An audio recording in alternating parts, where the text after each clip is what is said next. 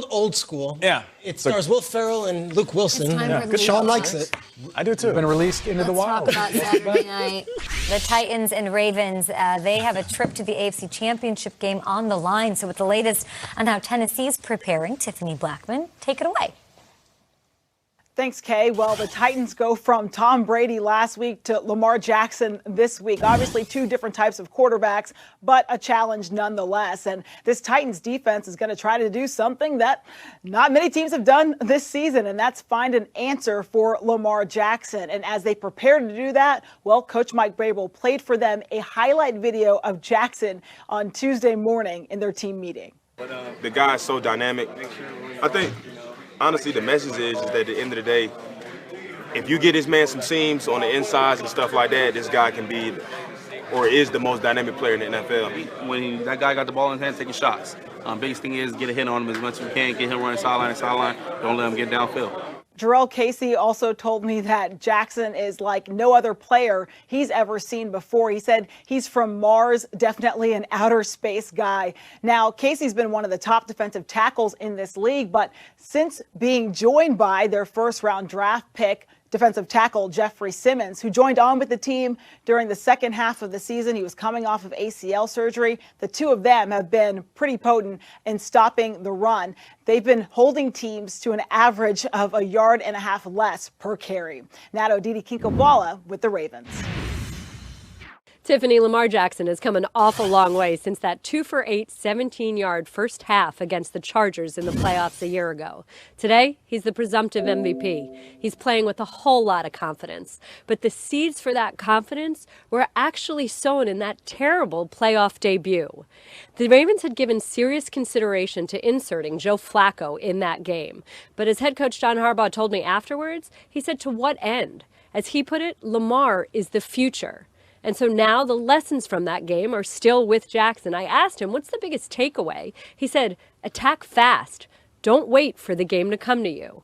Now, one other quick note here, Kay. Mark Ingram was not on the practice field Tuesday, but there is no panic yet in Owings Mills.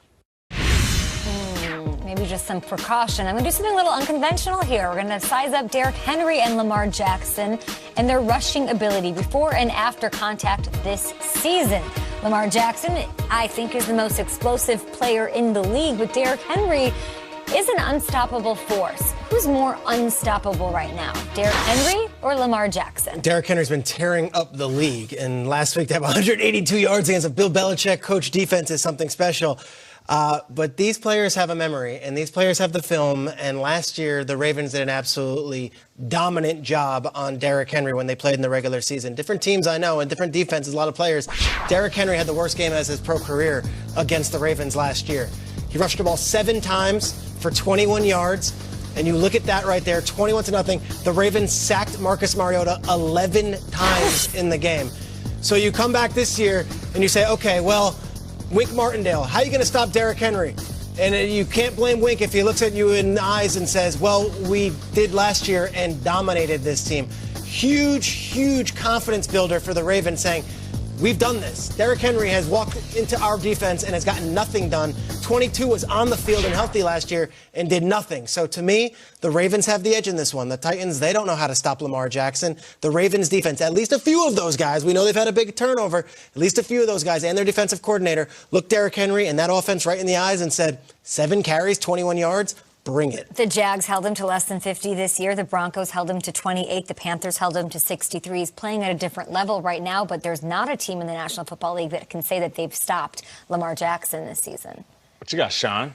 Give me force equals mass times acceleration. All right, I'm using my Rutgers education. By the way, ducks are birds. Give me that. All right, give me mass times acceleration. Give me King Henry. Give me this physical, dominant offensive line of the Tennessee Titans. Schrager just told you what happened last year. So what the Titans do, they said, we're going out to get one of the best run-blocking guards of free agency, Roger Saffold. Talk about it. He's been their left guard this season, struggled early on to start out the season, gave up a couple sacks.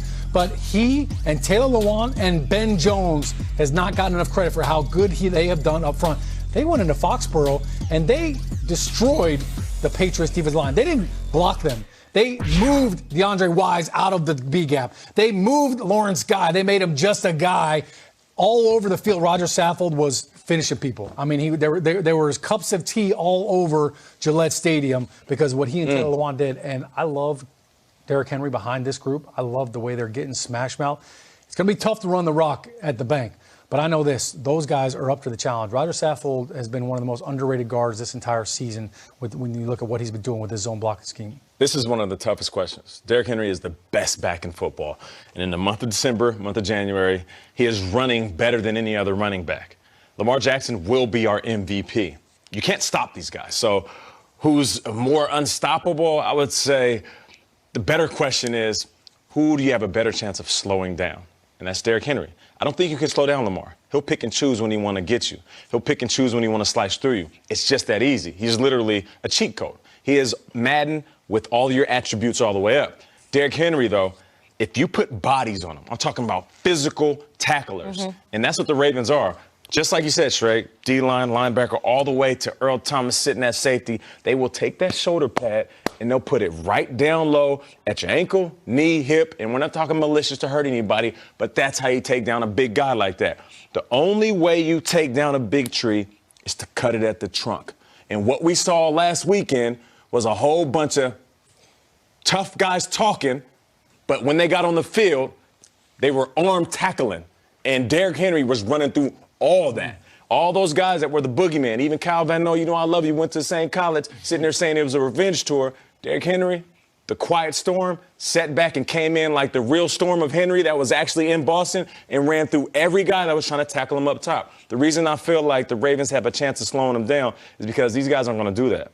These hitters aren't going to do that. These tacklers are going to try to hit him at his hip, hit him at his knee, and take the big fella down. I mean, I feel like Derrick's tied to Tannehill. I don't think if Derrick Henry still runs for 200 yards, but Tannehill's turning the ball over left and right, they're not winning that game.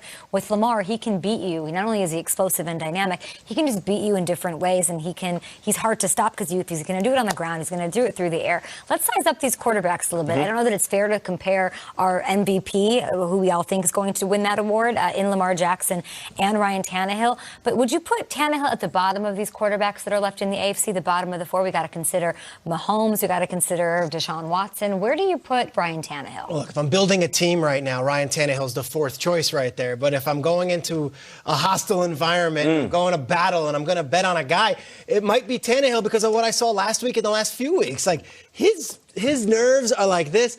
He is as confident as ever. But yeah, Kay, if I'm building, at the bottom? Yeah, if I'm building a team, I'm going with one of these three dynamic quarterbacks who can even get better. Tannehill's on quite a run, but he's not in that same conversation right now as Mahomes, Lamar, or Deshaun. Yeah, if you're building a team, of course you might go with Pat Mahomes. He just seems like the more gifted passer. If you say you want an electric runner and an athlete that can also throw the ball, you go with Lamar. You can go either way with that. But if you're just talking, just like Shay's talking, if you're talking playoffs, pure momentum, energy, team trusting their quarterback, I might put Tannehill at the top of the list. Who's to say that the Ravens are ready? I get it, and Ravens don't get offended. Who's to say the Kansas City Chiefs are ready? Yeah. Who's to say that Texans offense, with the way that offense has been sputtering over the last few weeks, is actually going to be good? But I'm not asking what you might do. I'm asking what you would do. How would you rank in your... But what are we ranking? Are we ranking talent or are we ranking energy? How you feel going into this week, which is all of those things combined. The overall quarterbacks, rank them going I'll into easily this put week. Tannehill at the top of the list. He's number one. Yeah, I'll put him at the top of the list because the offense for the Texans, it didn't look like it was running smoothly. I don't know, after a week's rest, how much momentum the Chiefs and the Ravens can carry into this weekend. Now, the obvious answer is, Nate, the reason they got rest is because they're the best teams in football. But what I do know is Titans are coming off one of the biggest wins This in is going to come off history. freezing cold. I want to give you a chance to correct yourself. I'm not going to correct myself. You just said Ryan Tannehill over Watson, Mahomes, and Lamar this weekend. Do you really mean that, or are you just making good TV here? Going into this weekend, Kay put the question in a vacuum for me. She didn't say who's the best quarterback. Going into this weekend, who has the most momentum? It's not the offense for the Texans. It didn't run smoothly. The two teams that are the best teams that got the weeks off are sitting at home. The Titans are coming off the biggest win in history. That team is walking into Baltimore feeling like they can beat anybody. Excuse me, Kay. I'm getting too excited. I'm throwing stuff around. So for that's the reason why I said I'll put Tannehill at the top of the list. Now, if you ask me talent, I'll answer it differently. I don't know where to put Watson in this equation. Yeah, Watson, I'm still trying to recover from that game. I don't know how Deshaun Watson's even standing, given the beating that he took. The Houston Texans still haven't figured out how to block the blitz and handle all that. But going back to your point, Tannehill did something that Mahomes couldn't do last year. Mahomes went into Gillette. Talk about it. And came away with the L. Now, it's not all his fault. His Right. defense, got the defense coordinator fired, basically, in that game.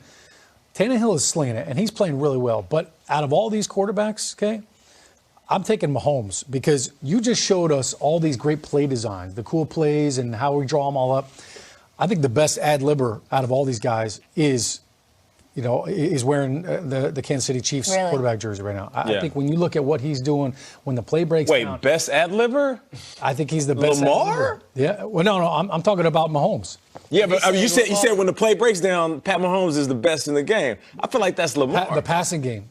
Okay, I'm not mad at that. Lamar, with his legs and move around, but we haven't seen Lamar have to all of a sudden throw the ball 45 times. They've been so good, so it's not his fault. Yeah. But Mahomes, if I'm going to take one quarterback out of these four guys, I'm taking that guy because he can take an X and O and everything can go. Put a Z in there. You know what, in a handbag. Sean, you were talking. And he can find a way to make, pull a rabbit out of the hat. You were talking before the show that you weren't so impressed with the Houston game plan coming out of the gates there in the first quarter. Do they have a shot? Do the Texans have a shot? I know they beat the Chiefs earlier in the season. That was a different Chiefs defense. Do the Texans have a shot against Mahomes and the Chiefs? Not if they continue to sleepwalk through the first half. I mean, we saw them get run out of the Baltimore Ravens stadium earlier on this year. That first half against the Buffalo Bills, they were asleep at the wheel. And at the end of regulation, they went empty formation. This is what you're referring to. We were talking about this before the show. They go empty formation, and the Buffalo Bills run a simple blitz, 5-man blitz. They had no answer for it. Deshaun Watson acting like he'd never seen that blitz before. At the end of the fourth quarter, no answer. They go into overtime. You had time to address it, figure it out. Bill O'Brien, hey, look, So what happened on that play? We had a free line? rusher coming right at Deshaun Watson. He's like, what do I do? What's going on? Nobody's breaking hot. The Bills run the same exact blitz in overtime, the very first possession. And it hits home. Comes home again. And it's like, I'm looking at it saying, what are you guys doing on the sidelines? You have these great pictures. You talk about it. What had happened on that empty formation? Nobody broke hot. We didn't have an answer. I don't understand how that happened. And for Deshaun Watson, I talked about Russell Wilson being the most sacked quarterback. Deshaun Watson was like the fourth most sacked quarterback. That should not happen. A lot of it's because the protection is not sound. There are 4 AFC quarterbacks we're, of course, talking about. And there's one AFC quarterback who might be watching this show named Tom Brady now saying, I want back in on this thing next year. Is he working out? They have a chess game going on up in Foxborough between him, the rest of the league. And he's made a chess move. He moved a pawn up a couple of pieces. So we're going to tell you exactly